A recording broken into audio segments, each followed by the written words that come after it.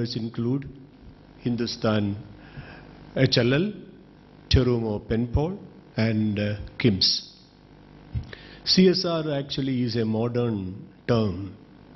The definition of CSR was framed sometime back in 2005 only. Now it has become a buzzword among the business. But the concept of CSR, if we look from the Indian perspective, it is not something new. We have been knowing what is CSR and practicing it since ancient time. But in a much larger, wider, higher and deeper context, and that was known as Dharma. The Bhagavad Gita begins, the first lines of the first sloka, Dharma Kshetre Kurukshetre. That is, if you take the beginning word, that itself is Dharma, or righteousness, or virtues, or morality. And that too, it is in your Kurukshetra, that is in your field of action. So that was the importance we have given to Dharma, which is being translated now into social responsibility and in particular to corporate responsibility. If you take the Vedanta also, the business is considered as an integral part of the society.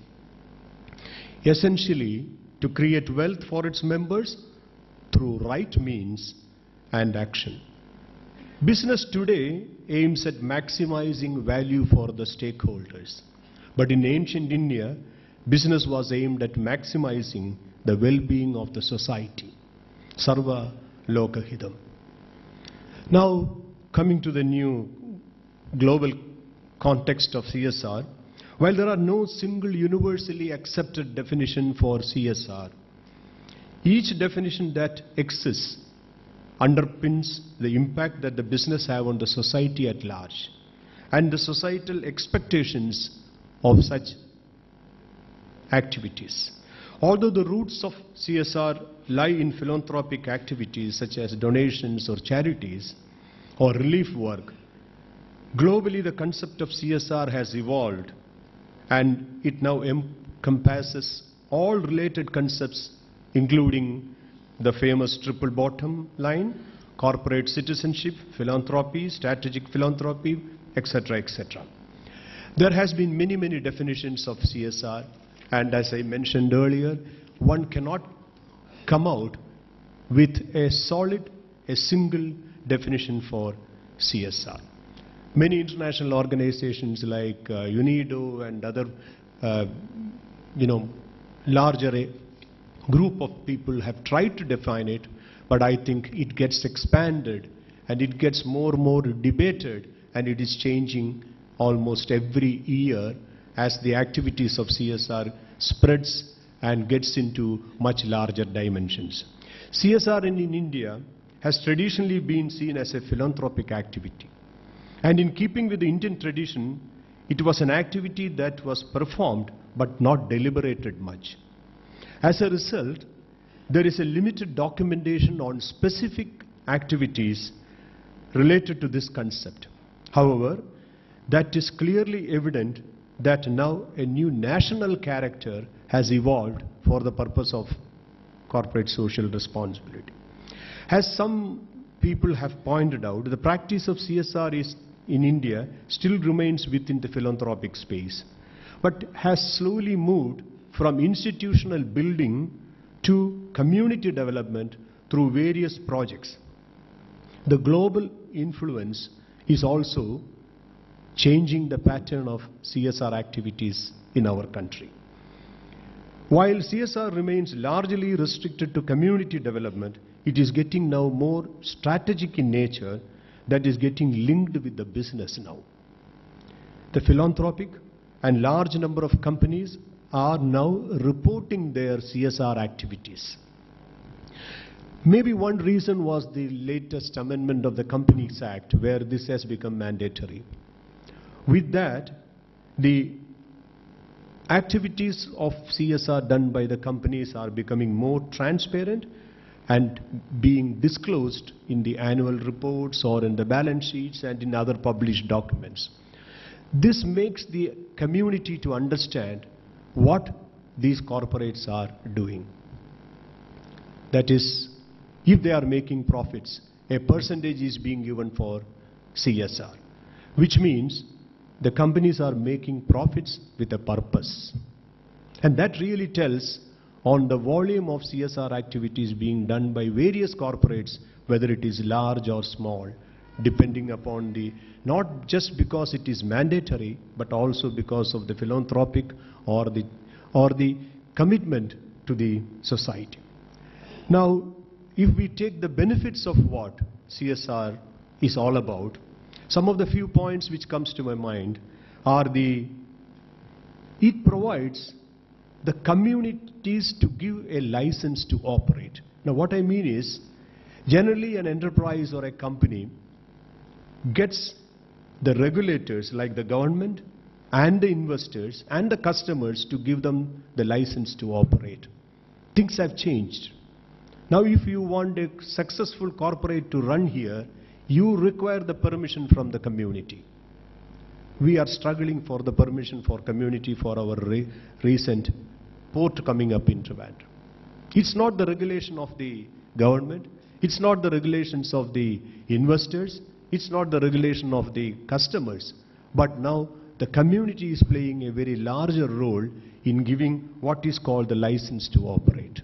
And this means your CSR activities which reaches to the community plays an important point in making that disconnect disappear and have the communities to support you. Now it also works very good for the companies because it attracts and it retains talent. Because when a company does a lot of CSR activities, the employees gets themselves emotionally attached and the retention and the attraction level shoots up and the companies can have a very, very successful plan with a low attrition rate. Also, the recent trend in the CSR is going to have a connect with the suppliers. Now with CSR activities of major companies like ITC, etc., is encouraging their supply chain. So it is not just a philanthropic activity alone, it also benefits the corporates in extending their business into developing a supply chain, satisfying the people who are connected with the organization. It enhances definitely the corporate reputation, which may not be possible to measure on a scale of 100 or 10 or 200, but it definitely improves the reputation of the company.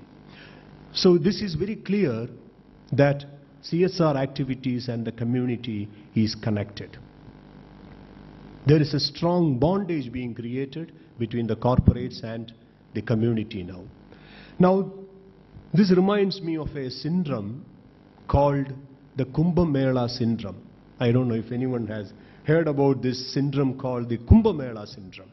Kumbh Mela is something which happens every 12 years where there is the largest congregation of people on the earth. And it is not uncommon that children get lost or children get separated from their parents. It's quite natural when there is a large gathering like that. The parents are taking their children with them and it is quite natural that they can get lost.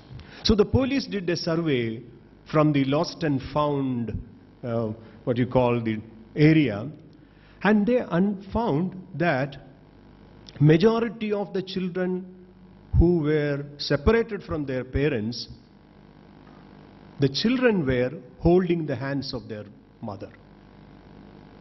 And the children who were held by their parents were not lost.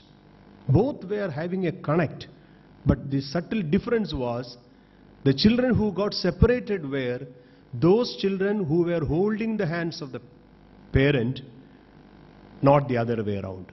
Why I come to tell you is that the CSR activity is also something similar. If the community is going to trying to hold the parent, that is these companies, these CSR activities will not sustain. Whereas, if the companies are holding the community, then their activities will sustain. And what we need is a sustainable CSR program. And ladies and gentlemen, when we formed the committee to evaluate, we took a couple of points to see how we can evaluate the. It was pretty tough because all the applicants which we received were equally good. So it was a one among equals kind of situation where we had to choose. We just narrowed down to 6 parameters on which we could evaluate them. They were how the CSR governance was structured by the company, how the company's responsibilities to the CSR activities and its performance, how they could integrate the stakeholders, the community and the employees within the framework of the CSR, the sustainability of the program, of course the amount being spent, and the acceptance and implementation of the project. And I'm really happy we had a unanimous decision. My committee members were Mr. Harikesh and Dr. Subramaniam. And I'm quite happy to announce that Mrs. Cochin Shipyard, Cochin got the first rank among the applicants, and they have been selected as the winner of TMA HLL CSR Award for this year. I would now request the representatives of Cochin Shipyard, Mr. Paul Renjan and Mr. M.D. Varghese, to please come forward, and I request Sri K.M. Chandrasekhar to give away the award to the representatives of Cochin Shipyard. Thank you.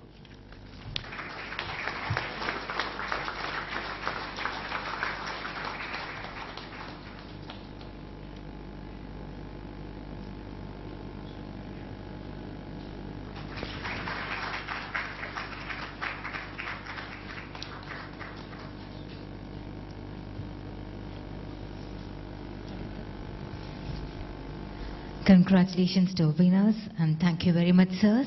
Now, as a mark of our respect and gratitude for gracing this occasion with your presence, let's present mementos to our chief guest and other dignitaries. I would request Sri Ramnath, President of Trima, to present mementos to Sri Chandrasekhar, Sri Shyam Srinivasan, and Ms. Suja Chandi. Our chief guest of the day, Sri Chandrasekhar.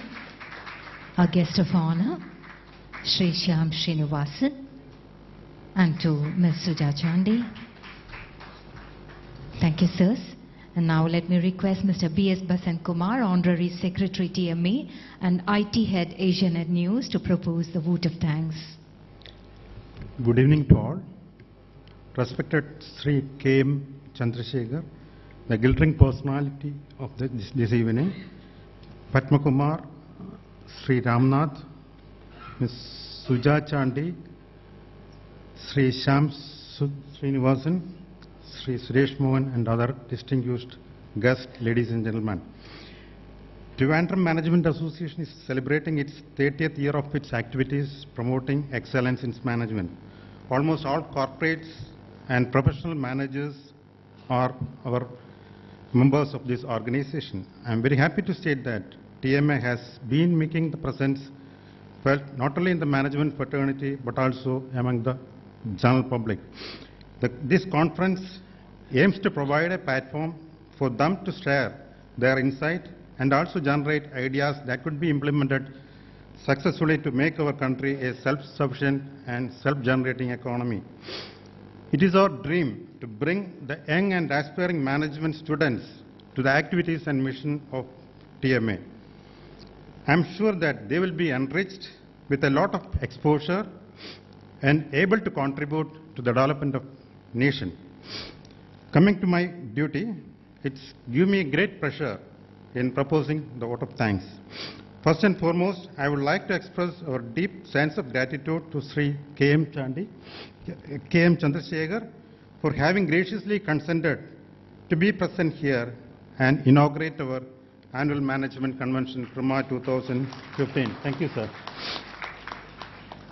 Srimati Suja Chandi, Director, KPMG India, who made the theme presentation for this great management event. I am sure the insight will contribute a lot to the remaining portion for this convention. I thank her for this excellent contribution. I would like to express our deep sense of gratitude to Shyam Srinivasan, MD, CUN Federal Bank. Thank you, sir. Sri Suresh Mohan made the introduction of CSR award. I thank him for his support and organizing this award program very successfully. Thank you, sir. My thanks also goes out to Padma Kumar, Chairman and Managing Director, Thermo Penport.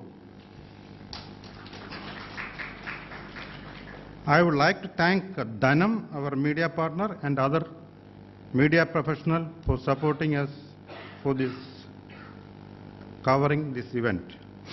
The past president, Mr. E.M. Najib, A. Suresh Babu, Dr. Ayyappan, Sri Balagopal, MC members, B school students, and members of TMA have greatly contributed to the growth and progress of this organization.